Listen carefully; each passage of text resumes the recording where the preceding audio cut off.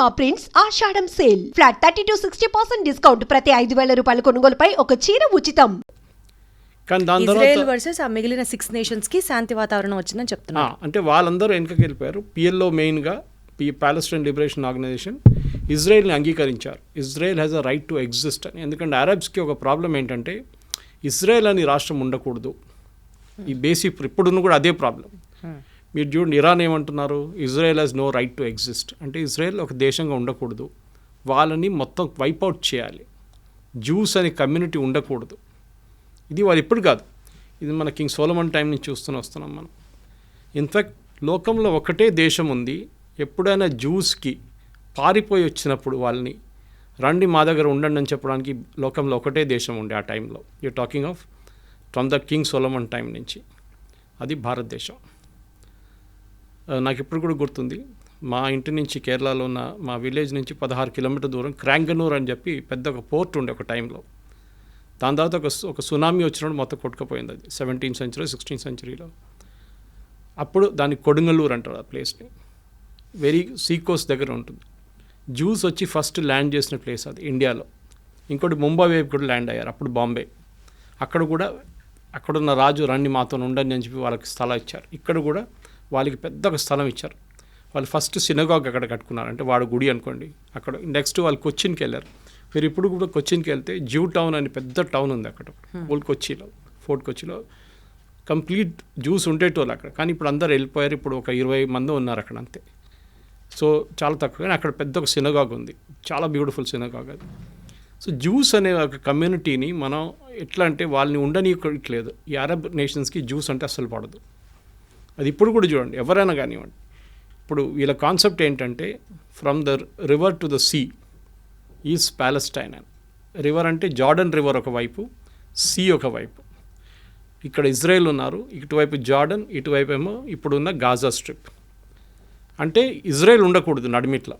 Jordan నుంచి Gaza దాకా, అక్కడి నుంచి సీ దాకా మొత్తం వాళ్ళ దేశమే ఉండాలని చెప్తున్నారు. ఎవరు? ప్యాలెస్టీనియన్స్ వాళ్ళు. ఇది అంగీకరిస్తున్నారు అరబ్ నేషన్స్ అందరూ.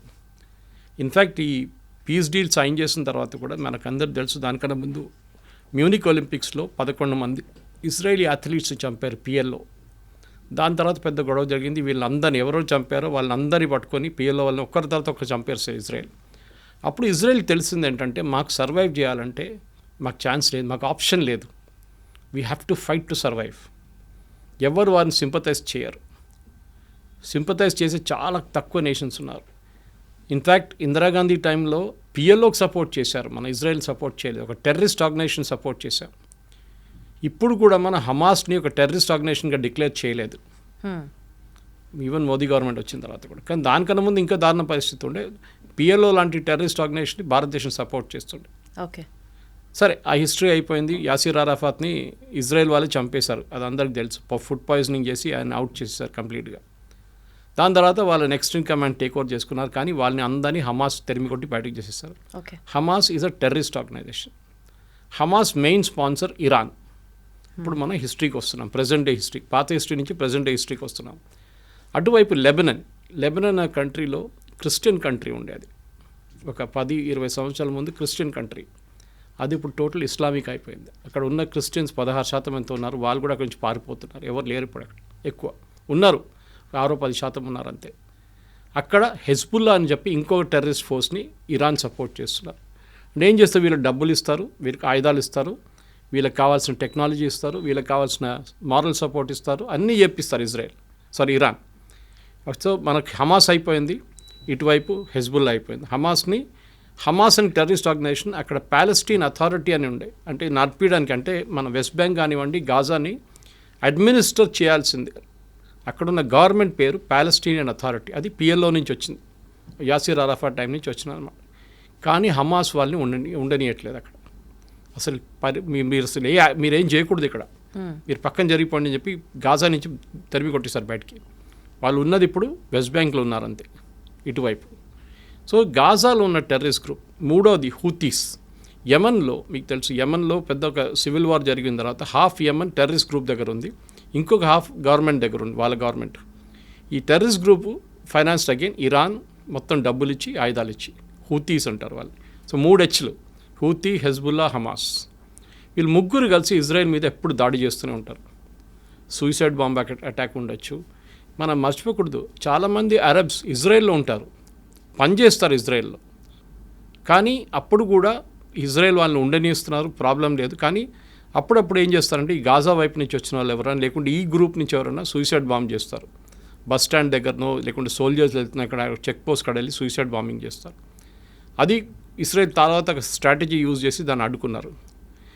ఇదంతా మొదలైంది ఎక్కడంటే October 7th మనకు అందరికీ తెలుసు, 2 సంవత్సరాల ముందు October 7th ఇజ్రాయెల్ మీద గాజా నుంచి పెద్ద ఒక దాడి జరిగింది. మేజర్ ఇంటెలిజెన్స్ ఫెయిలియర్ అది, దాంట్లో డౌట్ లేదు. 1000 మంది కనుక చనిపోయారు, 1200 మందిని కిడ్నాప్ చేసి తీసుకెళ్లారు, మన అందరికి తెలుసు అది. దాంట్లో ఇప్పుడు కూడా 48 మంది వాళ్ళ దగ్గర ఉన్నారు, పాలస్టీనియన్ టెర్రరిస్ట్ దగ్గర ఉన్నారు, హమాస్ దగ్గర. హమాస్ ఏం చేశారంటే అక్కడున్న హెల్త్ మినిస్ట్రీ వాళ్ళ దగ్గర ఉంది, అక్కడున్న హాస్పిటల్ కానివ్వండి, స్కూల్ కానివ్వండి, దాని కింద ఇరాన్ నుంచి వచ్చిన డబ్బులు పెట్టి ఒక 10 సంవత్సరాల నుంచి టనల్స్ కట్టుకున్నారు, అండర్గ్రౌండ్ టనల్స్. ఈ అండర్గ్రౌండ్ టనల్స్లో దాచుకుంటారు, ఎందుకంటే వీళ్ళు పైన ఎక్కడ ఉంటే ఇజ్రాయెల్ వచ్చి బాంబు చేసేస్తారు. సో టనల్స్లో ఉంటారని వాళ్ళ స్ట్రాటజీ అది. కానీ ఇజ్రాయెల్ ఇంటెలిజెన్స్ నేను చెప్పినట్లు మొస్సాడ్ వాళ్ళ చాలా ఎఫెక్టివ్, వాళ్ళకి పిన్ పాయింట్ అక్యురసీతో చెప్తారు ఈ బిల్డింగ్లో ఉన్నారు అని క్లియర్గా చెప్పినప్పుడు కొడతారు.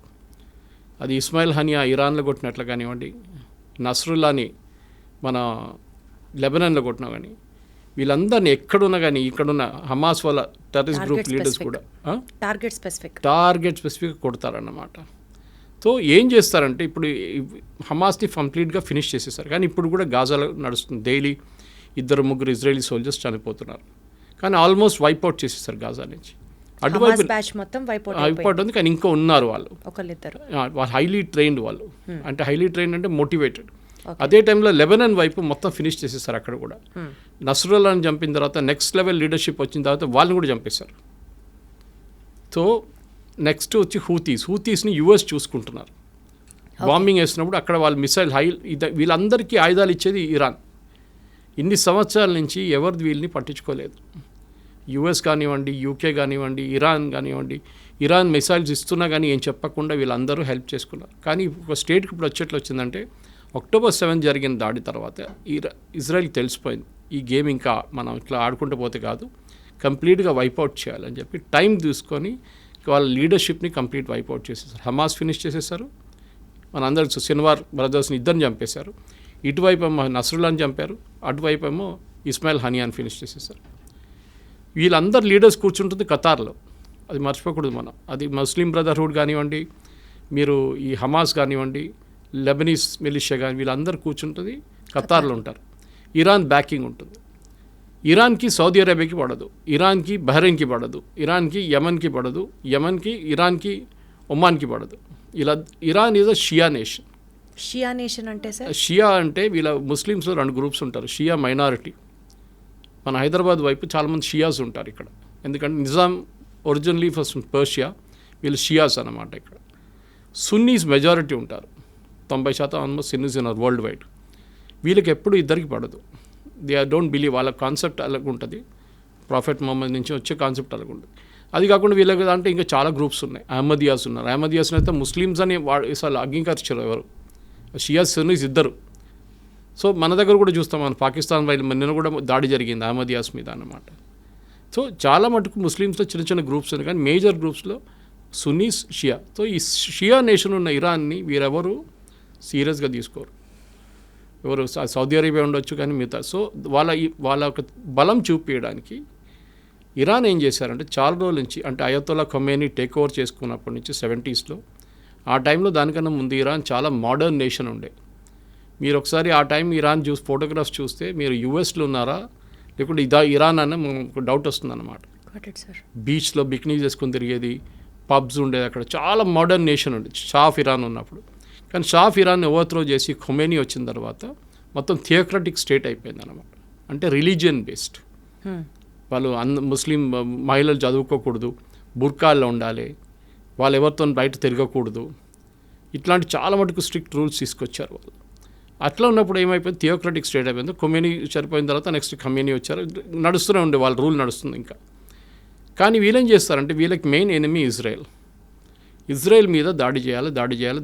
వీళ్ళు డైరెక్ట్గా చేయరు, నేను చెప్పిన ఈ 3 గ్రూప్తోని చేపిస్తారు. హూతీస్, హమాస్, హిజ్బుల్లా 3 హెచ్లతో పని చేయించుకుంటారు వీళ్ళు. చాలా రోజుల నుంచి ఇజ్రాయెల్ పోన్లే అని చెప్పి ఊరుకున్నారు. కానీ October 7 జరిగిన తర్వాత their patience also ran out. వీళ్ళని వన్స్ ఫర్ ఆల్ ఫినిష్ చేసేసారని చెప్పి దిగారు వీళ్ళందరూ కలిసి. సో ఇజ్రాయెల్ గ్రేటెస్ట్ అడ్వాంటేజ్ ఏంటంటే వాళ్ళ మీద ఎప్పుడు దాడి జరుగుతూనే ఉంటుంది. నేను చెప్పాను చూడండి, 6 Day వార్ జరిగింది, ఇంకోటి యామ్ కిపూర్ వార్ అని ఇంకోటి ఉండే. వాళ్ళ హోలియెస్ట్ హాలిడే రోజు దాడి చేశారు వాళ్ళ మీద. ఇప్పుడు మన దగ్గర దివాళీ రోజో లేకుంటే దసరా రోజు మనందరం కొంచెం రిలాక్స్ అవుతాం, కానీ మన ఆర్మీ రిలాక్స్ కారు. కానీ వాళ్ళ టైంలో వాళ్ళ ఆర్మీ కూడా కొంచెం రిలాక్స్ అయిపోతారు ఆ టైంలో. చాలా ఫెస్టివల్స్ అంటే వాళ్ళు చాలా సీరియస్గా తీసుకుంటారు. అదే రోజు దాడి చేశారు, యామ్ కిపూర్ అని చెప్పి. వాళ్ళ holiest days in their calendar అన్నమాట. ఆ వార్ కూడా ఇజ్రాయెల్ గెలిచారు. సో వీళ్ళకేంటంటే ఇప్పుడు ఇరాన్కి మేజర్లీ ప్రూవ్ చేయడానికి, అంటే మేము సౌదీ అరేబియా కన్నా పెద్దది, టర్కీ కన్నా మేము పెద్దవాళ్ళం అని చెప్పి వీళ్ళు మిసైల్ టెక్నాలజీని చాలా చోట్ల నుంచి కొనుక్కున్నారు. ఒకటి north Korea, mainly north Korea దగ్గర నుంచి కొనుక్కున్నారు వీళ్ళు టెక్నాలజీ అంతా. ఇంకోటి కొంచెం టర్కీ దగ్గర నుంచి కొనుక్కున్నారు. ఈ టెక్నాలజీని వీళ్ళు వాడుకున్నారు. దీని తర్వాత వీళ్ళు న్యూక్లియర్ అంబిషన్స్కి వచ్చేసారు. అక్కడే ప్రజెంట్ గొడవ అంతా మొదలైందన్నమాట. So you have to understand the historical context. దానికోసం మీకు ఫ్లాష్ బ్యాక్ అని చెప్పాను. 100% సార్, నాకు అంతా అర్థమైంది. థ్యాంక్ యూ సో మచ్ ఎంత క్లియర్గా ఎక్స్ప్లెయిన్ చేసినందుకు. ఫస్ట్ ఆడియన్స్కి కూడా హిస్టరీ తెలిస్తే ఇంకా ఎక్కువ ఫాలో అవుతారు. సార్ ఇప్పుడు కమింగ్ టు ది పాయింట్, అసలు ఇజ్రాయెల్కి ఇరాన్కి మధ్యలో ఎంతసేపు ఇరాన్ ఇజ్రాయెల్ని ఫినిష్ చేయాలి అన్న ఆలోచన, అది కేవలం మతపరంగానే చూస్తామా, లేకపోతే డామినెన్సా, లేకపోతే పవర్ కోసమా, లేదా ఆయిల్ డామినెన్స్ కోసం, ప్రపంచవ్యాప్తంగా ఆయిల్ మా దగ్గర నుంచే ఉండాలి అన్న ఒక ఆ స్టేట్మెంట్ కోసమా? అసలు ఎందుకు why is Israel being targeted now and then? ఇండియాను ఎందుకు టార్గెట్ చేస్తారండి? పాకిస్తాన్ కానీ మిగతా ఇస్లామిక్ నేషన్స్, టర్కీ చేస్తున్నారు, అజర్బైజాన్ చేస్తున్నారు. Why is India targeted? Hindu nation. Okay, Hindu nation అంటారు. కానీ మన దగ్గర ఉన్న ముస్లిమ్స్ ఆఫ్టర్ ఇండోనేషియా తర్వాత మన దగ్గర అందరికన్నా పెద్ద సెకండ్ లార్జెస్ట్ ముస్లిమ్స్ ఉన్న దేశం భారతదేశం. మీరు అడిగిన మతం పరంగా కాదు ఇది బేసికలీ వీళ్ళ లాజిక్. నేను స్టార్టింగ్ మీకు ఎక్స్ప్లెయిన్ చేశాను. Israel has no right to exist. రేపు చెప్తారనుకోండి పాకిస్తాన్, భారతదేశంగా ఉండనే అసలు వాళ్ళకి అర్హత లేదు, వాళ్ళని ఫినిష్ చేసేయాలంటే మీరు ఎట్లా రియాక్ట్ అవుతారు? మా దేశం, మా ప్రాబ్లం మీకెందుకు అని చెప్పి ఇజ్రాయెల్ ఏం చేశారంటే, సరే వీ హ్యావ్ టు ఎగ్జిస్ట్. మా మీద ఆల్రెడీ 2-3 పెద్ద యుద్ధాలు జరిగినాయి మా మీద, మేము అన్నీ గెలుచుకున్నాం. ఇంకోటి అక్కడ ఒక చుక్క నీళ్ళు పడదు, వర్షం పడదు. అప్పుడు కానీ వాళ్ళ అగ్రికల్చర్లో నంబర్ 1 ప్రొడక్షన్, టెక్నాలజీలో దే ఆర్ నంబర్ 1, మిలిటరీ టెక్నాలజీలో దే ఆర్ సూపర్. వాళ్ళ ఐరన్ డోమ్ చూసాం చాలా మటుకు. మనం ఇజ్రాయెల్ గురించి చెప్తున్నాను. ఇరాన్ కాదు, ఇరాన్ అక్కడి నుంచి కొనుక్కున్నారు దొంగతనంతో. అది పాకిస్తాన్ చేసినట్లనే. పాకిస్తాన్ న్యూక్లియర్ టెక్నాలజీ జర్మనీ నుంచి దొంగతనం తీసుకొచ్చిన మనిషి ఏక్యూ ఖాన్. ఆయన సెటప్ చేశారు వాళ్ళ న్యూక్లియర్ అంబిషన్స్. ఇన్ఫ్యాక్ట్ ఆ టైంలో 1980s 90sలో ఇజ్రాయెల్ ఆఫర్ చేశారు ఇండియాకి, మేము పాకిస్తాన్ దగ్గర ఉన్న న్యూక్లియర్ టెక్నాలజీని మొత్తం ధ్వంసం చేస్తాం, ఇప్పుడు ఇలాగా ఇరాన్ మీద చేస్తున్నాడు, దాడి చేస్తామంటే అప్పుడున్న కాంగ్రెస్ గవర్నమెంట్ ఒప్పుకోలేదు. ఆలోచించండి, అప్పుడు చేస్తుంటే మనకి థ్రెట్టే ఉండదు పాకిస్తాన్ దగ్గర. సరే దాని పక్కన పెడదాము. ఇప్పుడు ఇరాన్ కేసులో ఏమైందంటే, ఇరాన్కి న్యూక్లియర్ టెక్నాలజీ వాళ్ళ చేతికి దొరికింది, వాళ్ళకి యురేనియం దొరికింది, ఇంపోర్ట్ చేసుకోవచ్చు మీరు ఫర్ పీస్ఫుల్ పర్పసెస్. కానీ పీస్ఫుల్ అని ఇరాన్ ఎప్పుడు ఉండరు, మన అందరికి తెలుసు. వాళ్ళకి అంబిషన్ ఏంటంటే, ఒకటి మాకు వరల్డ్లో మేమే నంబర్ 1 లీడర్. అంటే ఒకవైపు టర్కీ ఏమంటున్నారంటే, మేమే ఒరిజినల్ ఖలీఫా, అక్కడి నుంచి మా లైనేజ్ డైరెక్ట్ ప్రాఫెట్ మొహమ్మద్ నుంచి మాకే, మేము ఖలీఫేట్ మేమే. ఒటువైపు సౌదీ అరేబియా ఏమంటున్నారు, హోలియెస్ట్ సైట్స్ మా దగ్గర ఉంది, మెక్కాన్ మదీనా మా దగ్గర ఉంది, we're the original Muslim Islamic nation. ఇంకోవైపు పాకిస్తాన్, మన అసీం ముని స్టేట్మెంట్ చూసుంటారు, we're the second after Saudi Arabia, మేమే సెకండ్ లార్జెస్ట్ ఇస్లామిక్ నేషన్ అంటున్నారు. ఇప్పుడు ఇరాన్ అంటున్నారు మేమేం చేయాలి, మేము కూడా మా పవర్ చూపించాలని చెప్పి వీళ్ళు న్యూక్లియర్ ప్రాసెసింగ్ స్టార్ట్ చేశారు. ఆల్రెడీ వాళ్ళ దగ్గర బ్యాలిస్టిక్ టెక్నాలజీ ఉంది. బ్యాలిస్టిక్ అంటే మీకు ఒక 100 కిలోమీటర్ నుంచి 500-600 కిలోమీటర్ కొట్టచ్చు మీరు. ఇప్పుడు 1000 కిలోమీటర్ కూడా ఉంది, మిసైల్స్ కొట్టచ్చు.